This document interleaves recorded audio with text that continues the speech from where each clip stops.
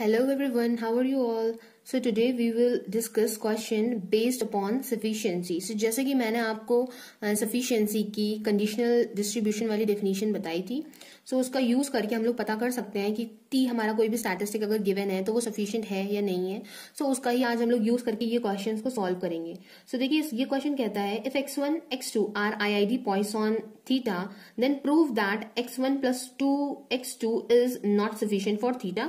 Then second one says that x1 plus x2 is sufficient for theta. So यहाँ पे दो question आपको given है. आप लोग ये दो पार्ट अगर अच्छे से समझ लोगे तो इस तरह का कोई भी क्वेश्चन आएगा वो आप लोग आराम से सॉल्व कर लोगे. अब देखिए यहाँ पे बोला गया है कि x1 और x2 दोनों ही आपके पॉइसन थीटा को फॉलो करते हैं. सो यहाँ से सिंपली देखिए आप लोगों को पॉइसन डिस्ट्रीब्यूशन पता है तो हम यहाँ से बस डायरेक्टली लिख लेते हैं कि x1 आपका पॉइसन थीटा को फॉलो करता है एंड x2 जो है वो भी आपका पॉइसन थीटा को ही फॉलो करता है. देन आपको इसके डिस्ट्रीब्यूशन निकाल लोगे. सो हम लोगों को फर्स्ट पार्ट में देखिए चेक करना है कि t is equal to x1 plus 2x2 जो है वो आपका यहाँ से क्या है, सफिशिएंट स्टैटिस्टिक नहीं है. अब आपको ये नहीं दिखाना है. दैट मीन्स तो सबसे पहले हम लोग क्या करेंगे, हम लोग इसका कंडीशनल डिस्ट्रीब्यूशन फाइंड आउट करेंगे. So conditional distribution find out करने से पहले देखिए हम लोग करते ये हैं कि हमने ये जो t है अगर हम मान लेते हैं कि t की वैल्यू 2 है. ओके तो हम लोगों को यहाँ पे x1 और x2 की ऐसी वैल्यू सेलेक्ट करनी पड़ेंगी जिसकी वजह से ये पूरी क्वांटिटी दैट मीन्स ये जो RHS वाली वैल्यूज हैं इनकी वैल्यूज सम करने के बाद 2 आनी चाहिए. सो देखिए मैं कुछ वैल्यूज आपको लेके दिखा रही हूँ. अगर देखिए हम लोग x इज इक्वल टू 2 ले लें, x1 is equal to 2 and x2 is equal to 0, then यहाँ पे यूनियन का साइन आएगा. देन x1 की वैल्यू अगर मैं 0 ले लूं और x2 की वैल्यू मैं 1 ले लूं तो देखिए जब मैंने यहाँ पे 2 रखा यहाँ पे 0 रखा तो भी देखिए यहाँ पे 2 आ रही है और t की वैल्यू देखिए यहाँ पे 2 हो जाएगी.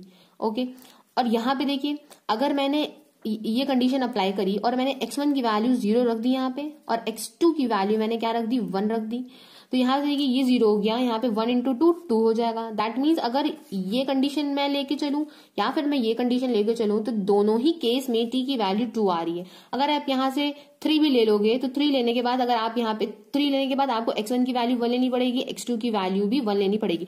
तो वो केसेस बनेंगे, तो वो केसेस आपको खुद बनाने पड़ेंगे. मैंने t इज इक्वल टू 2 लिया था तो मेरे ये 2 केस बन रहे हैं. इन दोनों केस के अलावा यहाँ पे और कोई भी केस ऐसा नहीं बन रहा है जिसमें t की वैल्यू हम लोग 2 ले लें x1 और x2 की कुछ भी वैल्यू रखने पर. ठीक है, आप लोग ट्राई करके देखिए, अगर कोई केस बन रहा हो तो मुझे जरूर बताइएगा. सो देखिए इसके बाद हम लोग का नेक्स्ट स्टेप ये रहता है कि हमें यहाँ पे प्रोबेबिलिटी अप्लाई करनी होती है.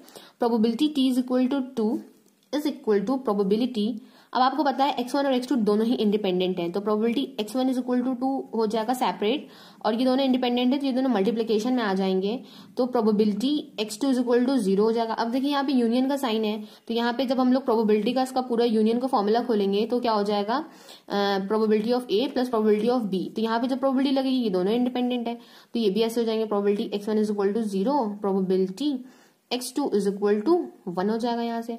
अब ये दोनों इंडिपेंडेंट है तो हम लोगों ने सिर्फ इतना ही टर्म इसका लिखना है. अब देखिए नेक्स्ट हमें यहाँ पे पॉइसन डिस्ट्रीब्यूशन का जो PDF होता है उसको ओपन करना है और x1 की वैल्यू वहां पे 2 लेनी है. तो देखिए वो क्या होता है, e to the power minus theta, theta to the power x होगा बट x की जगह पे हम लोग यहाँ पे क्या लेंगे, 2 लेंगे. देन यहाँ पे हो जाएगा 2 फैक्टोरियल. इसमें हम लोग क्या लेंगे, e to the power minus theta. अब ये देखिए theta to the power 0/0 factorial तो उसकी वैल्यू 1 हो जाएगी, वो मैं नहीं लिख रही हूँ. ऐसे ही इसकी भी value e to the power minus theta आ जाएगी और इसको जब हम लोग सॉल्व करेंगे e to the power minus theta, theta upon 1 factorial हो जाएगा. देन यहाँ से देखिए हम लोग जब इसको पूरा सॉल्व करेंगे तो देखिए कुछ इस तरह से हमारे पास वैल्यू आ रही है, theta square e to the power minus 2 theta upon 2 plus theta e to the power minus 2 theta is equal to theta e to the power minus 2 theta in bracket theta by 2 plus 1.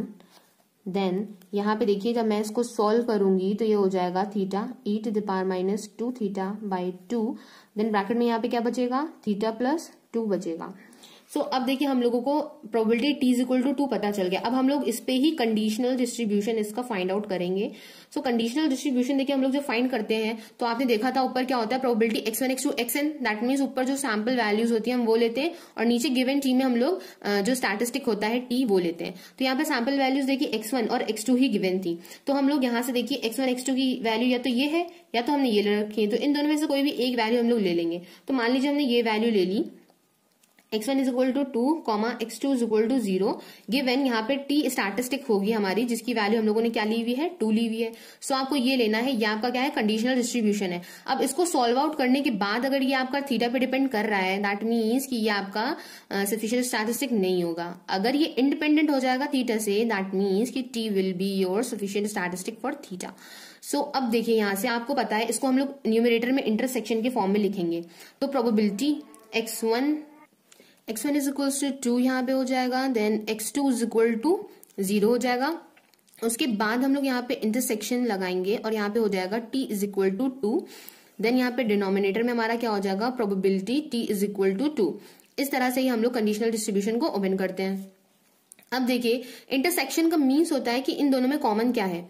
अब आपको पता है t is equal to 2 में ये term और ये term दोनों आते हैं, और हमें क्या चाहिए, x1 is equal to 2 and 0। तो दैट मीन्स इस t में ये दोनों ही आ रहे हैं टर्म, दैट मीन्स ये टर्म कॉमन होगा। तो यहां से जस्ट सिंपल हम लोग क्या ले लेंगे, probability x1 is equal to 2 comma x2 is equal to 0। तो ये हमने उतारा। देन डिनोमिनेटर में हमारा क्या रहेगा, probability t is equal to 2 ही रहेगा। अब देखिए यहां से आपको ये इसकी वैल्यू लिखनी है, दैट मीन्स जो पीडीएफ है देखिए यहाँ पे डायरेक्ट वो लिखे हुए हैं, तो आप जस्ट इसको ही यहाँ पे कॉपी कर लो। तो ये हो जाएगा e⁻² थीटा हो जाएगा आपका, थीटा स्क्वायर हो जाएगा। देन यहाँ पे डिवाइड में हो जाएगा 2। देन देखिए होल अपॉन में t इज इक्वल टू 2, तो t इज इक्वल टू 2 का हमने ऑलरेडी निकाल रखा है, तो वो भी हम यहीं से लिख लेते हैं, theta e⁻² theta by 2। Then यहाँ पे ब्रैकेट में हो जाएगा थीटा प्लस 2। अब देखिए हमें इसे सॉल्व करना है। सॉल्व करने के बाद देखिए यहाँ से 2 से 2 कैंसिल है, थीटा से थीटा कैंसिल है। ओवरऑल जब आप लोग इसको सॉल्व करोगे तो आप लोग के पास बचेगा थीटा अपॉन थीटा प्लस 2। अगर आप इस थीटा को डिनोमिनेटर में भी ले जाओगे तो ये पूरा टर्म थीटा से इंडिपेंडेंट नहीं हो पा रहा है। तो नहीं हो पाने का मतलब क्या है कि जो t जो है आपका, वो आपका क्या है, नॉट सफिशिएंट एस्टिमेटर। ओके, सो यहां से आप ये बोल सकते हो, बिकॉज जो t है, ये जो कंडीशनल डिस्ट्रीब्यूशन है, is not independent of the population parameter theta, so we can say that t is not sufficient estimator. यहाँ पे मैं इक्वालिटी लगा देती हूँ, नॉट सफिशिएंट एस्टिमेटर। अब देखिए इसी तरह से जो नेक्स्ट पार्ट था इसका, t is equal to x1 plus x2, उसके लिए भी हम लोगों को निकालना था कि ये जो t2 होगा, या आप t भी मान लो, तो ये आपका सफिशिएंट स्टैटिस्टिक होगा। तो इसके लिए देखिए मैंने सॉल्व किया है, मैं आपको फोटो लगा देती हूँ, आप लोग यहाँ से समझिए। देखिए यहाँ से मैंने t की वैल्यू यहाँ से अगेन मैंने 2 ले ली है, दैट मीन्स x1 और x2 की वैल्यू मुझे कुछ ऐसी लेनी है जिनका सम करके मुझे 2 मिल जाए। तो देखिए ये तो हम दोनों की ही वैल्यू 1 1 ले लें, बिकॉज x1 प्लस x2 करेंगे तो भी हमें 2 मिल जाएगा। ये हो गई एक कंडीशन। अब दूसरी कंडीशन ये ले सकते हैं कि x1 की वैल्यू 2 ले लें, x2 की वैल्यू 0 ले लें, तो भी हमें 2 मिल जाएगा। अब तीसरी कंडीशन है कि x1 की वैल्यू हम 0 ले लें और x2 की वैल्यू 2 ले लें। अब ये 3 कंडीशन है, इन 3 कंडीशन के अलावा यहाँ पे कोई भी कंडीशन नहीं बनेगी जिसमें x1 और x2 का सम करने पर हमें 2 मिल जाए। सो अब देखिए इसी तरह से हमने क्या करा, सेम दोनों तरफ प्रोबेबिलिटीज अप्लाई कर दी। उसके बाद x1 और x2 दोनों ही इंडिपेंडेंट थे, तो दोनों को हमने सेपरेट कर लिया तीनों ही कंडीशंस में। अब देखिए x1 की वैल्यू 1 है, x2 की वैल्यू 1 है, तो पीडीएफ में जो पॉइसन डिस्ट्रीब्यूशन का पीडीएफ था उसमें हम लोगों ने वैल्यूज रख ली, तो ये हमारा डिस्ट्रीब्यूशन आ गया। देन सेकंड टर्म हमारा ये आ जाएगा और थर्ड टर्म भी इसी तरह से हमारा आ जाएगा। अब देखिए t2 की वैल्यू आपको पता चल गई, तो अब हम लोग क्या करेंगे, कंडीशनल डिस्ट्रीब्यूशन अपना फाइंड आउट करेंगे।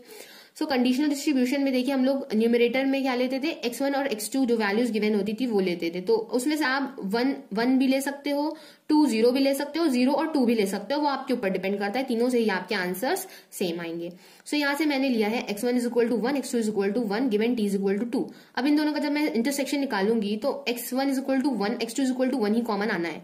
तो न्यूमरेटर में मैंने वो लिख दिया, डिनोमिनेटर में लिखूंगी मैं probability t is equal to 2। So यहाँ से ये इन दोनों की ही वैल्यूज मुझे ऑलरेडी पता है कि बिकॉज मैंने ऊपर सॉल्व किया था, तो यहाँ पे मैंने वैल्यू सब्स्टिट्यूट कर दी। देन जब मैंने इसको कंप्लीट सॉल्व किया तो मुझे आंसर इसका मिला half, that is this answer is independent of theta. So I can say that t is the sufficient statistic for the population parameter theta.